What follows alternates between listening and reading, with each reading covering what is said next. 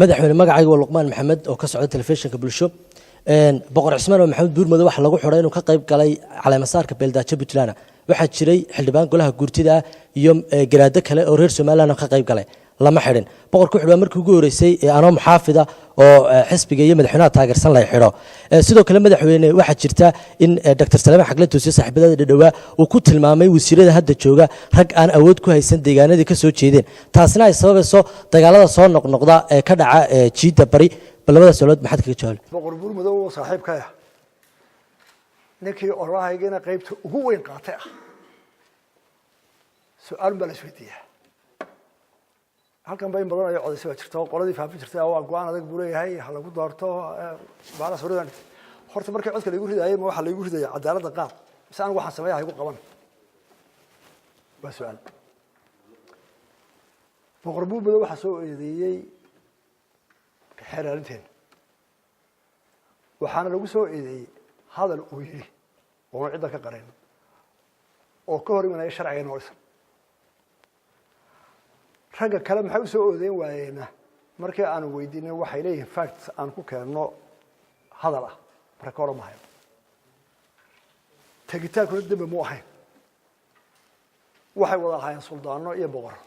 mar walba tagaan hablay soo guuriyaan mag bay soo kala qaadaan xoolo ay soo celiyaan marka ereyga boqor iyo suldaan tagay mu ahayn dambi laakiin waxa dambi qofkii maxaa keenay boqor buu doon ka taqaaneen karaga dadka badan hogaamiya anagana taageerada badan iyo saxtooda naga dhaxaysay laakiin hadduu qaldamo dawristo sinina ila waxaan nidhi oo isku raacsanahay sharciga ka u sareeyo ka u hooseeya oo qabto haddii sharcigeena qabtay wali sharcigu galay cidna laga dhaaf karay maayo anaga waa lagu canaanta waliba qoladii mucaaradka aan waxaan ay saacado waxa tirada waa ka hadda abaalkiis Buurmado kaga bilaabay laakiin Buurmado waa xiraan waa sharci soo gudbay ma oran karaan inta hay'adaha farageliyo iyaan hebel sharciga lagu qaaday hebel laga daayo marka xeerkaas ku xarigiisu xeerkaas ku jira kuwa kale xeeraanta markii anagu eegan weydiiso su'aashan hore la weydiiyay waayo waxa la yiri hal eray oo ka hayno maxkamadu keeno ma oo tageen mooyaane tagidina waxa isku taagayaan saadid maalinba oo talaaba waay